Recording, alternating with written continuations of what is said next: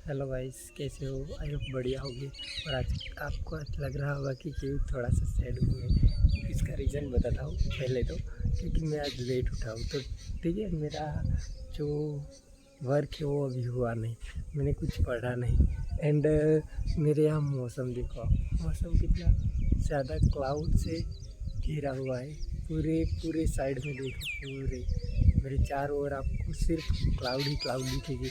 और अभी थोड़ा थोड़ा सा ना बारिश हो रहा है, पर आपको वो दिखेगा नहीं। शायद मेरे चेहरे पे हो थोड़े बहुत बूंदे, वो आपको दिख जाए, पर नहीं दिखेगी, छोटे से एकदम है। और मैंने आज पढ़ने में ना कुछ पढ़ा नहीं, सांझ में ही पढ़ा था, सॉरी मीन्स नाइट में पढ़ा था मैंने।